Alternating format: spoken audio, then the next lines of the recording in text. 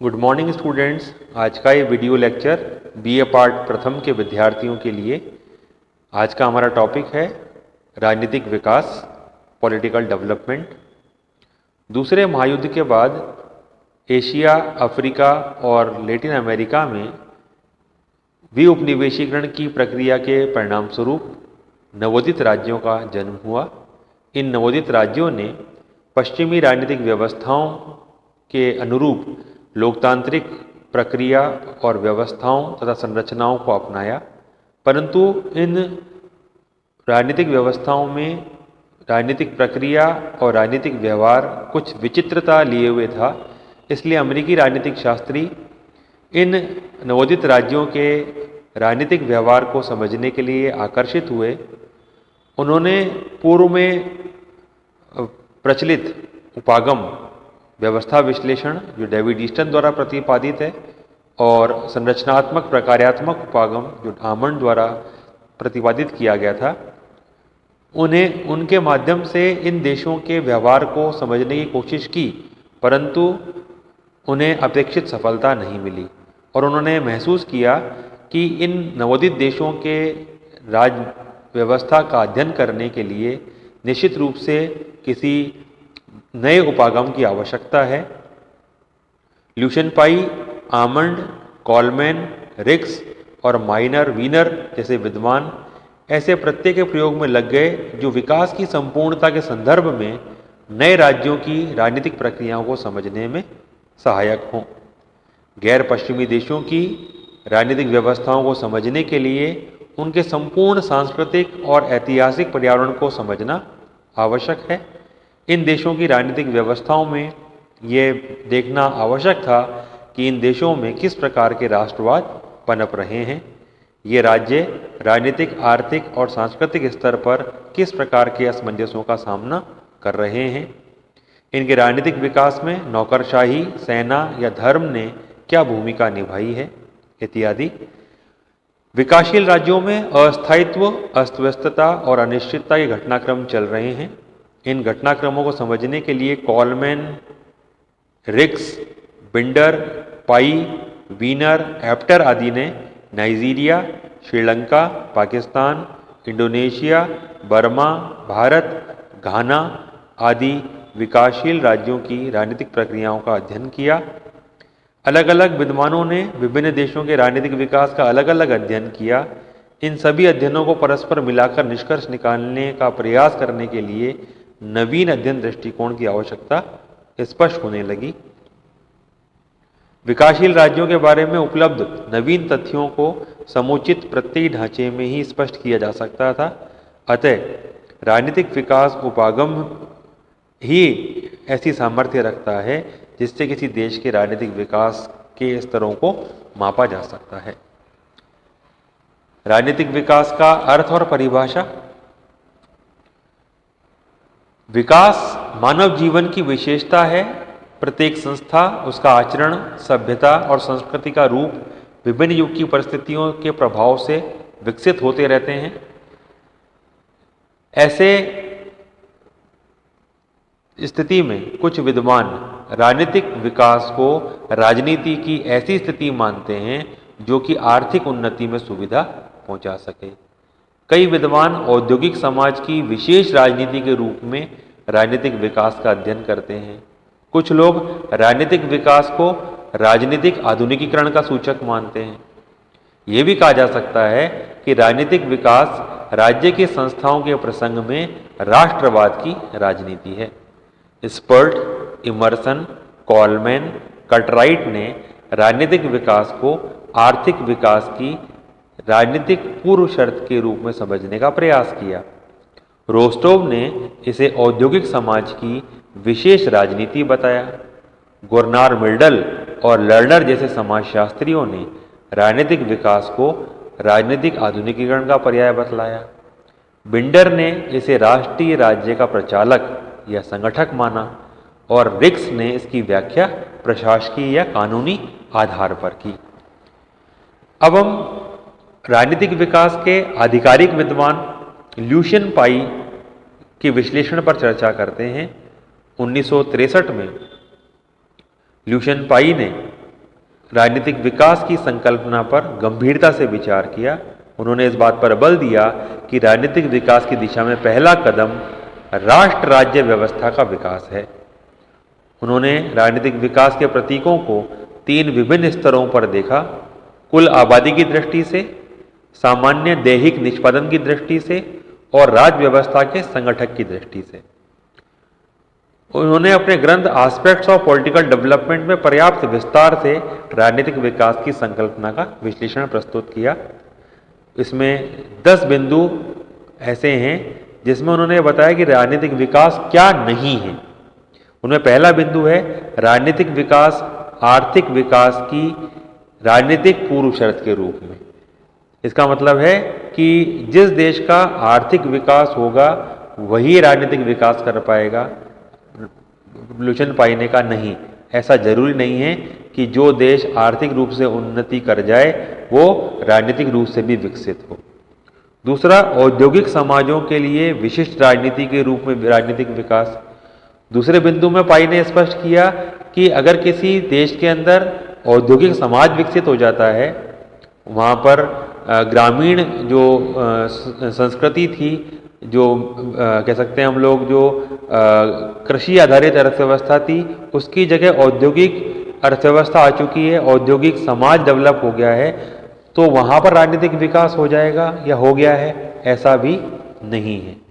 तीसरा, कुछ विद्वान राजनीतिक आधुनिकीकरण को राजनीतिक विकास मानते हैं, जबकि लुशन पाई ने कहा कि औद्योगिकरण और राजनीतिक विकास दोनों अलग अलग बिंदु हैं। राजनीतिक आधुनिकीकरण के अंतर्गत आप जो है वो किसी देश के अंदर किसी भी इस तरह का क्या आधुनिक कार्य हो रहा है उस पर चर्चा करते हैं, जबकि राजनीतिक विकास में विकसित पश्चिमी और आधुनिक देशों का अध्ययन होता है और साथ ही उन तौर तरीकों का अध्ययन होता है जिनका अनुसरण करने का प्रयास विकासशील देश कर रहे हैं। जबकि जो आधुनिकीकरण है वहाँ पर कुछ ना कुछ पश्चिम के और उसकी आधुनिकता की नकल करना या उसका अनुकरण करना ही सम्मिलित है। चौथा बिंदु है राष्ट्रीय राज्य के व्यवहार के रूप में राजनीतिक विकास। कुछ लोग ये मानते हैं कि राजनीतिक विकास में राजनीतिक जीवन का संगठन और राजनीतिक कार्यों की संपन्नता उन मापदंडों के अनुसार होती है जो एक आधुनिक राष्ट्रीय राज्य में अपेक्षित है। ल्यूशन पाई ने इस मत को भी स्वीकार नहीं किया। उन्होंने कहा कि राष्ट्रवाद राजनीतिक विकास को सुनिश्चित करने के लिए आवश्यक शर्त तो है, लेकिन ये तो पर्याप्त शर्त नहीं है। पांचवा बिंदु प्रशासकीय और वैज्ञानिक विकास के रूप में राजनीतिक विकास। इसको भी पाई ने स्वीकार नहीं किया कि अगर कोई देश प्रशासनिक दृष्टि से और वैज्ञानिक दृष्टि से विकास कर लेता है तो वो राजनीतिक रूप से भी विकसित हो गया, ऐसा मानना भी ठीक नहीं है। छठा बिंदु है बहुसंख्यक जन समुदाय के योगदान के रूप में। जनता अधिक से अधिक राजनीतिक कार्यों में भाग ले तभी राजनीतिक विकास संभव है। मताधिकार के विस्तार को सार्वजनिक सहभागिता के माध्यम से निर्णय निर्माण प्रक्रिया का विकसित रूप समझा जाता है। पाई ने ऐसे दृष्टिकोण से भ्रष्टाचारी जनोत्तेजकों का प्रभाव बढ़ेगा ऐसा माना कि केवल आप मताधिकार का विस्तार कर दें और अधिक से अधिक लोगों को राजनीतिक कार्यों से जोड़ लेंगे तो भी राजनीतिक विकास हो जाएगा, ऐसा पूर्णतया संभव नहीं है। सातवां बिंदु लोकतंत्र के निर्माण के रूप में राजनीतिक विकास, जिसमें लोकतांत्रिक संस्थाओं और लोकतंत्र के व्यवहार को अपनाना शामिल है। ये भी पर्याप्त नहीं है, अपेक्षित तो है परंतु पर्याप्त नहीं है। आठवां बिंदु स्थायित्व और व्यवस्थित परिवर्तनों के रूप में राजनीतिक विकास की एक व्यवस्था स्थायित्व ले लेती है और उसमें परिवर्तन व्यवस्थित तरीके से निश्चित समयावधि के अनुसार होता है। ये भी आवश्यक तो है परंतु पूर्णतया राजनीतिक विकास की शर्त को पूरा नहीं करता। इसी प्रकार 9वें बिंदु में गतिशीलता और शक्ति के रूप में और 10वें पॉइंट में सामाजिक परिवर्तन की बहुआयामी प्रक्रिया के रूप में राजनीतिक विकास को परिभाषित किया गया, परंतु ल्यूशन पाई ने इन्हें अपूर्ण माना है और उन्होंने कहा कि राजनीतिक विकास की अवधारणा को गहराई से समझने के लिए इसके 3 स्तरों को जानना जरूरी है। पहला स्तर है संपूर्ण जनसंख्या के संदर्भ में। राजनीतिक विकास का अर्थ है राजनीतिक व्यवस्था की जनता की प्रकृति में कोई मौलिक परिवर्तन हुए हैं या नहीं, जनता व्यवस्था में उदासीन है अथवा सहभागी, जनता नौकरशाही पर निर्भर है अथवा प्रशासन में सहभागी। इन चीज़ों का मापन हम राजनीतिक विकास के अंतर्गत करते हैं। दूसरा, शासकीय और सामान्य व्यवस्थाई निष्पादन के स्तर के संदर्भ में कि राजनीतिक विकास का अर्थ राजनीतिक व्यवस्था की उस अभिवृद्ध क्षमता से लिया जाता है जिससे वे सार्वजनिक मामलों को आधिकारिक और अच्छी तरह से निष्पादित करने लगती है। इस दृष्टि से राजनीतिक व्यवस्था के विकसित होने का पता इस बात से लगाया जा सकता है कि क्या राजनीतिक व्यवस्था राजनीतिक मामलों का उचित प्रबंध कर पाती है। तीसरा, राजनीति के संगठक के संदर्भ में। राजनीति के संगठक के रूप में राजनीतिक विकास वाली राजनीतिक व्यवस्थाओं में 3 बातें पाई जाती हैं। संरचनात्मक विभेदीकरण बढ़ जाता है, संरचनाओं में बहुत अधिक प्रकार्यात्मक विशेषीकरण हो जाता है, सहभागी संस्थाओं और संगठनों में अधिकाधिक एकतामयी समन्वय स्थापित हो जाता है। तो ये 3 स्तर ल्यूशन पाई ने बताए संपूर्ण जनसंख्या के संदर्भ में, प्रशासकीय और सामान्य निष्पादन के स्तर पर और राजनीति के संगठक के रूप में। पाई ने राजनीतिक विकास से संबंधित 3 लक्षणों की पहचान करी है। उनमें पहला लक्षण है समानता। समानता का अर्थ है नागरिकों का सार्वजनिक और सामूहिक स्तर पर व्यवस्था में भाग लेना जिससे कि नागरिकों में सक्रियता आ सके।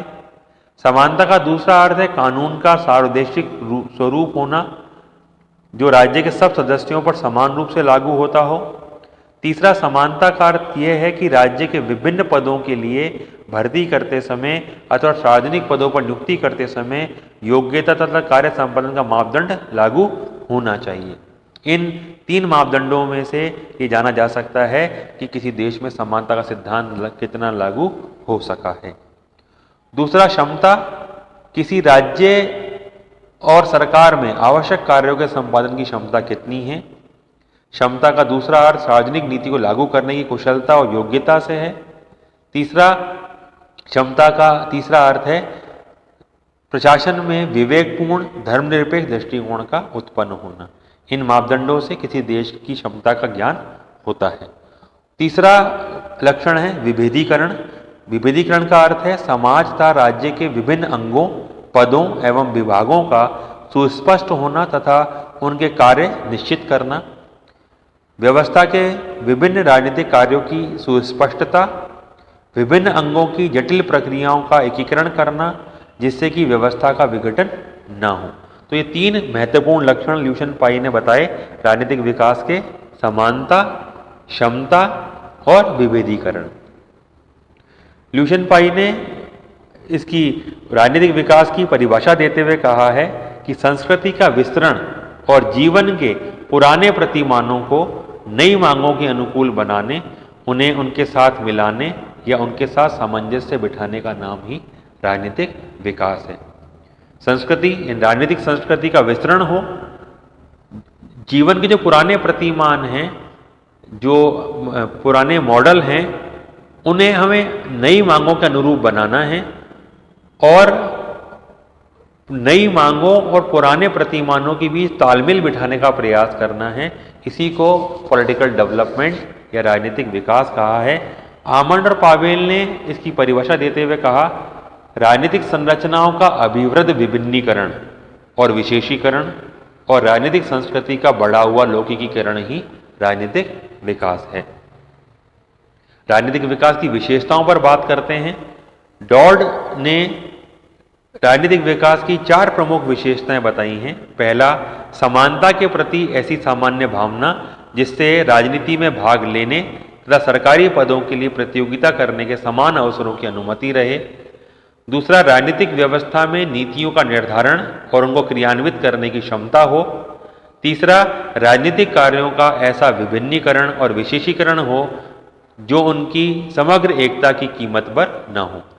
चौथा, राजनीतिक प्रक्रियाओं का इस तरह लौकिकीकरण हो जिससे राजनीति धार्मिक उद्देश्यों और प्रभावों से पृथक रहे। आमंड और पावेल ने राजनीतिक विकास की 3 विशेषताओं का वर्णन किया है। पहला, भूमि का विभिन्नीकरण, दूसरा उपव्यवस्था स्वायत्ता और तीसरा लौकिकीकरण। ये बहुत महत्वपूर्ण है। इन तीनों विशेषताओं पर भी 4 नंबर का छोटा प्रश्न आता है। आमंड और पावेल ने जो पहली विशेषता बताई है, भूमि का विभिन्नीकरण या संरचनात्मक विभिन्नीकरण, संरचनात्मक विभिन्नीकरण की जगह उन्होंने शब्द लिया भूमि का विभिन्नीकरण। भूमि का विभिन्नीकरण का मतलब है, उन्होंने एग्जाम्पल दिया कि सोवियत संघ में संरचनाएं तो बहुत सारी थी, परंतु उन संरचनाओं में काम करने के लिए जो व्यक्ति है वो अलग अलग नहीं थे। एक ही व्यक्ति पार्टी का महासचिव भी है, वही देश का राष्ट्रपति भी है और वही पॉलिट ब्यूरो का एक आधिकारिक नीति निर्माता भी है। तो कहने को पॉलिट ब्यूरो, संसद या ड्यूमा जिसे हम कहते हैं, या सरकार अलग अलग थी, परंतु उसमें भूमिका निर्वहन करने वाले व्यक्ति बहुत कम थे। इसलिए आमंड पावेल ने वर्ड लिया भूमि का विभिन्नीकरण। आमंड और पावेल ने पाई से एक कदम आगे जाकर राजनीतिक विकास के लिए ऐसा संरचनात्मक विभिन्नीकरण आवश्यक माना जो यथार्थ में भूमिकाओं का विभिन्नीकरण हो। उदाहरण के लिए, किसी राजनीतिक व्यवस्था में कार्यपालिका की ही भूमिका का निष्पादन करे और व्यवस्थापिका या न्यायपालिका की भूमिका का निष्पादन नहीं करे, तो इसको भूमि का विभिन्नीकरण माना जाएगा। दूसरा जो महत्वपूर्ण लक्षण बताया, उपव्यवस्था स्वायत्ता, जिसे ल्यूशियन पाई ने क्षमता कहा था, उसको आमंड पावेल उपव्यवस्था स्वायत्ता कह रहे हैं। उन्होंने ये बात कही कि भूमि का विभिन्नीकरण तब तक संभव नहीं हो सकता जब तक राजनीतिक व्यवस्था की उपव्यवस्थाओं को स्वायत्ता प्राप्त नहीं हो। उपव्यवस्था की स्वायत्ता शक्ति के एक स्थान पर केंद्रण के स्थान पर विकेंद्रीकरण का संकेत है। यानी आपको पावर्स का डिसेंट्रलाइजेशन करना है। उपव्यवस्था स्वायत्ता वाली राजनीतिक व्यवस्था में सारी मांगें सीधे एक केंद्र पर स्थित सरकार के पास नहीं आती हैं। अन्य संरचनाओं को तथा उपव्यवस्थाओं को स्वायत्ता प्राप्त होने के कारण उनके निर्णयों में रूपांतरण की व्यवस्था अनेक स्तरों पर हो जाती है। तीसरा जो बिंदु बताया आमंड पावेल ने, वह है लौकिकीकरण। लौकिकीकरण का संबंध सही रूप में संस्कृति से ही है। परंपरागतता से दूर हटना, धर्मनिरपेक्षता की ओर अग्रसर होना, ये तभी संभव हो पाएगा जब व्यक्तियों में समानता आए, जिसकी बात पाई ने राजनीतिक विकास की विशेषता के रूप में की। किसी राजनीतिक समाज में लौकिकीकरण का संबंध लोगों की अभिवृत्तियों में परिवर्तन आने से है। अभिवृत्तात्मक परिवर्तन समानता के साथ ही चलता है। यानी पाई ने जिसको समानता कहा है उसको आमंड लौकिकीकरण कह रहा है। जिसको पाई ने कह सकते हैं क्षमता कहा था, उसको आमंड पावेल ने उपव्यवस्था स्वायत्ता कहा है। और जिसको पाई ने विभेदीकरण कहा है, उसको आमंड और पावेल ने भूमि का विभिन्नीकरण शब्द उसके लिए काम में लिया है। अब हम बात करते हैं राजनीतिक विकास के चरणों पर। हंटिंगटन के अनुसार राजनीतिक विकास के 3 चरण हैं। पहला, सत्ता की बुद्धि संगतता का स्तर। दूसरा, नए राजनीतिक कार्यों का विभिन्नीकरण। और तीसरा, अभिवृत्त सहभागिता। ये 3 राजनीतिक विकास के चरण हंटिंगटन ने माने हैं। आमंड ने राजनीतिक विकास की 4 अवस्थाएं मानी हैं। पहला, राज्य निर्माण का स्तर। दूसरा, राष्ट्र निर्माण का स्तर। तीसरा, सहभागिता का स्तर। और चौथा, वितरण का स्तर। यानी पहले राज्य का निर्माण होगा, उसके बाद राज्य राष्ट्र के रूप में तब्दील होगा। राष्ट्र में तब्दील होने के बाद जनता की सहभागिता में वृद्धि होगी, और जितनी सहभागिता में वृद्धि होगी उतना ही वितरण का स्तर बढ़ेगा। ऑर्गेन्स्की ने अपनी पुस्तक स्टेजेस ऑफ पॉलिटिकल डेवलपमेंट में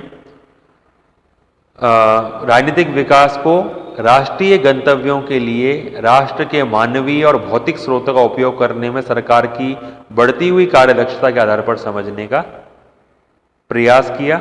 उन्होंने 4 स्तर बताए राजनीतिक विकास के। पहला, आदिम एकीकरण की राजनीति। दूसरा, औद्योगिकरण की राजनीति। तीसरा, राष्ट्रीय लोक कल्याण की राजनीति। और चौथा, समृद्धि की राजनीति। ये 4 स्तर राजनीतिक विकास के ऑर्गेन्स्की के द्वारा बताए गए। अब हम राजनीतिक विकास के मॉडल की बात करें तो जो राजनीतिक आधुनिकीकरण का अध्ययन करने वाले विद्वान हैं, वे ऐसे राजनीतिक शास्त्रियों ने राजनीतिक विकास को एक निर्भर परिवर्तन के रूप में माना है और इसके 2 मॉडल माने हैं। एक मॉडल है जिसे हम कहते हैं एक को जारी रहने वाला मॉडल, कंटिन्यूम मॉडल, और दूसरा है चरण मॉडल, स्टेजेस डेवलप मॉडल। राजनीतिक विकास के साधनों पर अगर हम बात करें तो राजनीतिक विकास के 6 साधन बताए गए हैं। उनमें पहला है क्रांतिकारी राजनीतिक नेता, दूसरा राजनीतिक दल, तीसरा सेना, चौथा आधुनिक नौकरशाही का विकास, पांचवा राष्ट्र भावना का विकास और छठा लोकप्रिय राजनीतिक सहभागिता का विस्तार। तो ये 6 राजनीतिक विकास के साधन हैं। छोटा प्रश्न इस पर आ जाता है। अब हम डिस्कस करते हैं राजनीतिक विकास की समस्याओं पर कि राजनीतिक विकास की क्या समस्याएं हैं। राजनीतिक विकास से संबंधित अनेक समस्याएं हैं। राष्ट्र निर्माण की समस्या, राजनीतिक व्यवस्था की क्षमता में वृद्धि की समस्या, समानता लाने की समस्या, सहभागिता संभव बनाने की समस्या, वैधता प्राप्त करने की समस्या।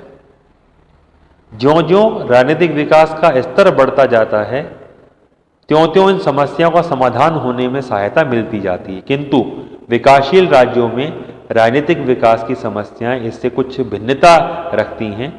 विकासशील राज्यों में राजनीतिक विकास की कुछ समस्याएं हैं। राजनीतिक विकास के मॉडल के चयन की समस्या की कौन सा मॉडल अपनाया जाए, कौन सा उपयुक्त मॉडल है। दूसरा, राजनीतिक स्थायित्व की समस्या कि बहुत सारे विकासशील देश अभी भी स्थायित्व प्राप्त नहीं कर पा रहे हैं।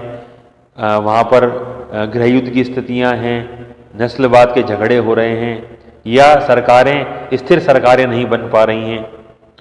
राजनीतिक विकास के अभिकरण, राजनीतिक दल, हित, दबाव समूहों के समुचित रूप में संगठित और विकसित होने की समस्या और हिंसात्मक राजनीति, ये कुछ ऐसी प्रॉब्लम्स हैं जो विकासशील देशों में उत्पन्न हुई हैं और इनका समाधान जो है वो ल्यूशन पाई कहते हैं कि अगर हम समानता, क्षमता और विभेदीकरण जितना अधिक विकसित करते जाएंगे ये समस्याएं धीरे धीरे समाप्त होती चली जाएंगी। राजनीतिक विकास उपागम की राजनीतिक विज्ञान के लिए उपयोगिता, विशेष उपयोगिता है। इस उपागम के माध्यम से विकासशील देशों का अध्ययन कर पाने में सहायता मिली है। इन राजनीतिक व्यवस्थाओं में उत्पन्न हुए विचित्र व्यवहार का अध्ययन करने में ये उपागम उपयोगी साबित हुआ है और राजनीतिक व्यवस्थाओं के लिए कुछ ऐसे मानदंड इस उपागम ने विकसित किए जिनके माध्यम से हम आसानी से राजनीतिक विकास के स्तर को माप सकते हैं। धन्यवाद।